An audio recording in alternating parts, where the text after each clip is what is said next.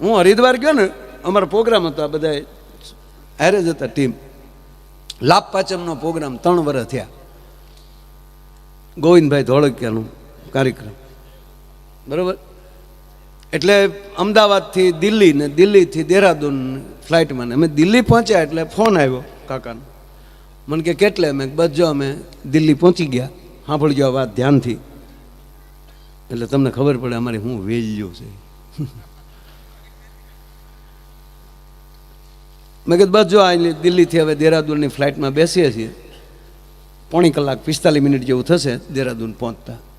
મને કે કાંઈ વાંધો નહીં, એરપોર્ટની બહાર તમારે રાહાઈભાઈ ઊભા છે, એના નંબર તમારામાં નાખ્યા છે, તમારી ગાડી સાજિંદા મિત્રોની ગાડીને આવી ગઈ છે.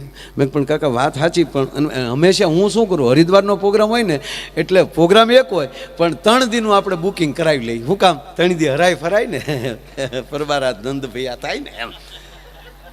બાપુ મારી જિંદગીમાં ઘરને રૂપિયા ગંગામાં હજી સુધી હું નથી નાયો.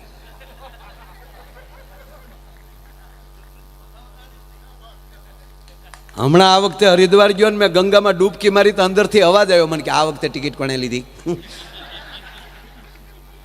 હું એને પૂન નાખવાની ખબર પડે ને. એટલે મેં કીધું 3 દી રોકાવાનું છે. એ લોકોને 10,000 માણસોને લઈને ગયેલા, નાના જેવો તેવો પ્રવાસ નહીં સાહેબ. અને ત્યાં અમારો પ્રોગ્રામ, એટલે મેં કીધું ન્યાય પાછું વળા સેલ્ફી નહીં શરૂ થશે, 2 દી આનંદ કરો. મને કે માય ભાઈ તમારો ઉતારો દૂર રાખ્યો છે 2 દિવસ, કારણ કે 2 દી પછી પ્રોગ્રામ હતો. મને કે 2 દી તમારે હારે ગાડીઓ જ રહેશે અને એક ગાઈડ્સ પણ હારે જ છે અહીંનો જાણીતો, તમારે જ્યાં હરવા ફરવા જવું હોય ત્યાં જાજો, આનંદ કરજો, રિસોર્ટમાં ઉતારો રાખ્યો છે. ઓકે કાકા. ટૂંકમાં અમે પોગી ગયા, કોઈને કીધું નહોતું. સાંજના 5 વાગ્યા અને અમે બેઠેલા ગ્રાઉન્ડમાં ખુરશીઓ નાખીને, ત્યાં રામદેવ બાબાનો ફોન આવ્યો મારામાં. એ મહાપુરુષે બાપુ યોગા પૃથ્વીના પટ ઉપર મૂકી દીધો. પતંજલિના યોગા ક્યાંય ખૂણામાં પીડ્યા હતા, પણ વિશ્વને યોગ દિન ઉજવવા માટે મજબૂર કરી દીધા. રામદેવ બાબા માટે પણ પ્રણામ. હા, ફાવે તો કરવા યોગા, નગર કાંઈ ભગવાને આ શરીર તોડી નાખવા ન થયું. ઘણા તો સવારમાં હફ હફ હફ. હમણાં એક ભાઈના બાપાના ખરેખરે ગયા, એટલે મેં કીધું બાપા કેમ કરતા ભાઈ ગુજરી ગયા, આપણે પૂછવું તો પડે ને. મને કે મારા ભાઈ યોગા કરતા કરતા. અરે મેં કીધું યોગાથી તો રોગ વયો જાય. મને કે આમાં દાદા વયા ગયા. અરે મેં કીધું હોય. મને કે હોય નહીં ક્યાં કરો, 3 દી પહેલાં અમે ખુદ બાળી આવ્યા ને હોયના દીકરા થાવ છો. એટલે હું અમારા બાપાને અમે હતાડી દીધો ને ઢોંગ ચાલુ કર્યા છે કાંઈ. મને ખીજાણો બોલ. મને મેં કીધું એમ નથી કહેતો યાર, યોગથી રોગ વયો જાય. મને કે માયાભાઈ મારા બાપા વયા ગયા, અને એટલે જ તમે ખરેખર આવ્યા અને ગયા છે યોગા કરતા કરતા. બહુ કહેવાય. મને કે બહુ નહીં કહેવાય નહીં, ગયા. હવે તમારા બાપા ગુજરી ગયા, નકર હું એના હમ ખાઉં ને તમારી હામાં. અરે મેં પણ યોગા કરતા કરતા કેવી રીતે? મને કે હમણાં એને ભૂત વળગ્યું હતું. જાતિ જિંદગીએ કોકે કીધું કે યોગ કરો તો તબિયત સારી રહે. તે સવારના 5:30 રામદેવ બાબા ટીવીમાં આવે અને એની હામાં અમારા બાપા આવે, હામાં 2 જમાવે, આસન નાખે. બાબા આવું કરે તો અમારા બાપાએ મંડે અને બડખા નીકળે મોઢામાં. અમારી બાયું ખીજાય, પણ આઘાત થૂકો ને એ યોગા કરે ને 2 બાયું પડખે પોતા મારવામાં રહે ભાઈ. અને પાછા બાપાએ પાકી ગયેલા ત્યાં ગુંદાના થળિયા જેવા નીકળ્યા, કફ મોટા મોટા, આખા ઘરને મને કે સક્રિય સડાવે. એમાં રામદેવ બાબાએ કીધું કે પદ્માસન લગાવો. હવે કે બાપાના ટાટિયા સેન્ટિંગના હરિયા જેવા, વાળ્યા વળે નહીં. તોય મારા બાપાએ કે કડાકો કરીને આમ પદ્માસન લગાવી દીધું, કડાકથી. અને એમાં રામદેવ બાબાએ કીધું ઊંડો શ્વાસ લો.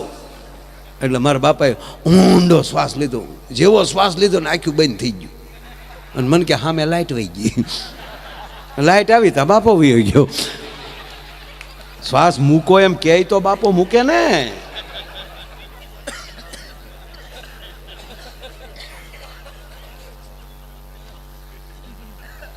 એટલે રામદેવ બાબાનો ફોન આવ્યો મારા. માયાભાઈ कैसे हो? मैं आनंद में बाबा, ओळखे आप? अरे मुझे पता चला आप हरिद्वार आया हो ना बाबा. कहाँ उतरे हो? यहाँ एक रिसोर्ट है वहाँ। अरे वहाँ उतरना चाहिए। नहीं नहीं आ जाओ पतंजलि। अरे मैं नहीं बाबा, नहीं नहीं नहीं मैं आ रहा हूँ। મને આવીને લઈ ગયા। રાતે 9 વાગે આયુર્વેદિક વાળું કર્યા। 11 વાગ્યા સુધી જુનાગઢથી લઈને હરિદ્વાર સુધીની કુંભની વાતો કરી। 11 વાગે હોઈ ગયા। એના નિયમ પ્રમાણે 4:30 વાગે અમે જાગી ગયા। એણે જેમ વળ ખાધા મેં વળ ખાધા હામાં। એ 5:30 વાગ્યા સુધી હાલ્યો। 5:30 થી 6:30 સિવિંગ કર્યું। એ તો ઊંધ ગલોટિયા મારે। અને 6:30 થી 7:30 નાસ્તો કરવા બેઠા, તૈયાર થઈ આયુર્વેદિક નાસ્તો। એ 7:30 વાગ્યા। હવે સાંભળજો, રામદેવ બાબા ઉપર મોદી સાહેબનો ફોન આવ્યો કે બાबा आज लाइव क्यों नहीं हुए? अरे मोदी साहब टीवी में तो आ रहा था कि नहीं, वो तो डे लाइव था कल का, आज का नहीं था। अरे आज हम लाइव नहीं हुए, मेहमान आए। कौन मेहमान आए? माया भाई। अरे अपना माया भाई? हाँ क्या कर रहे हो? बस नाश्ता करने बैठे। नाश्ता करे माना हूँ आऊँ सीखे, હું હમણાં પહોંચું છું, આરે નાસ્તો કરીએ। અને મોદી સાહેબ દિલ્હીથી નીકળી ગયા। કલાક જેવું થયું, અમે બેઠા, ફોન આવી ગયો કે સાહેબ એરપોર્ટ ઉતરી ગયા છે અને 15 થી 20 મિનિટમાં સાહેબ પતંજલિ પહોંચે છે। સિક્યુરિટી આવી ગયેલી, પોલીસની ગાડીઓ આવી ગયેલી, બધું ખડકાઈ ગયેલું। બસ 15 થી 20 મિનિટમાં સાહેબ આવે છે। આ ફોન જ્યાં મૂક્યો બાપુ મારે જગાઈ ગયું। હું જાગી ગયો। જાગી ગયા પછી મેં ઓશિકાને ઢીકા માર્યા હો કે 10 મિનિટ હોવા દીધો તો તારો બાપ હારે નાસ્તો તો થઈ જાત સાહેબ। આયલી ઠેઠ હરિદ્વાર જાય અને ચોમાસું હોય અને ઉપરવા વરસાદ હોય અને બે કાંઠે હળુડુડુડુડુડુડુ કરતી ગંગા હાલી જતી, હળુફોપ કરતા મોજા ઉપાડતી। ત્યારે ન જવાય કે ઠેઠ આવ્યા છે પાટટીથી, હાલો હરર ગંગે કર લઈ, દરિયા ભેગા થાય, એને આચરવા દેવું પડે। હમણાં હું હરિદ્વાર ગયો તો એક ભાઈ મને પૂછ્યું મને કે માયાભાઈ ગંગામાં નાઈ તો મોઢું કઈ બાજુ રખાય? મેં તારા બાપ જે બાજુ થેલા મૂક્યા એ બાજુ।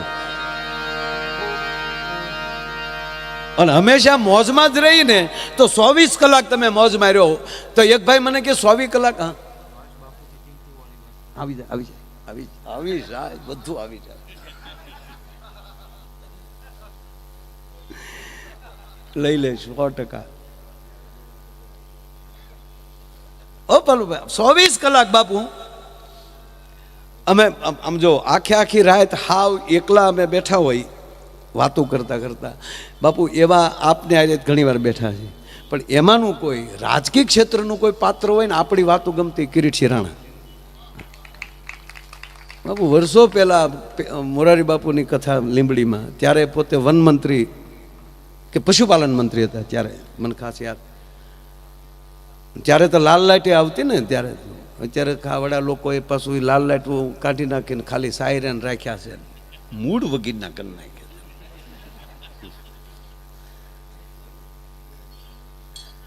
2009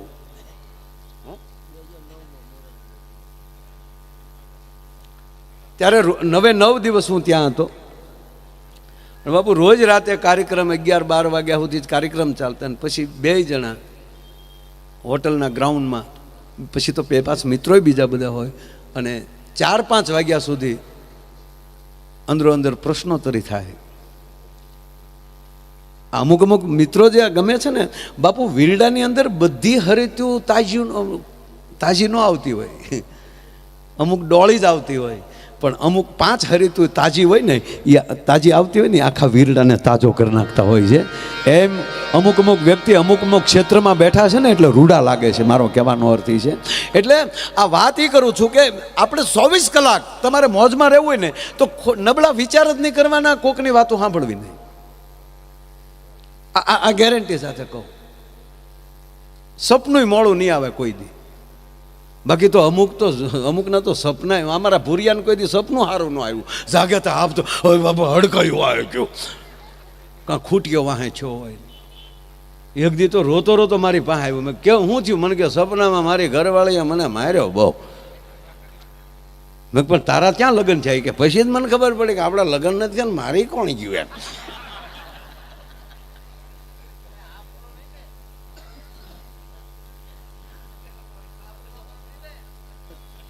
અને હકીકત કહું તમને, સપના મોડા આવે જ નહીં જો તમારા વિચાર સારા હોય. તખતદાનજીને લખવું પડ્યું સાહેબ. દાન અલગારી તખતદાનજી લખે છે, આ સંસાર ખોટો કે સપનું ખોટું, આમાં કાંઈ હળવું જે નહીં રે, પણ અલગારી કે એ અલગારી કે આળવું થઈને આળખ્યું ખોવું રે, જીઓ જીઓ મોજ મારેવું, મોજ મારેવું, મોજ મારેવું રે. અને મોજ તો જ આવશે તમારી પોતાની હોવી જોઈએ મોજ.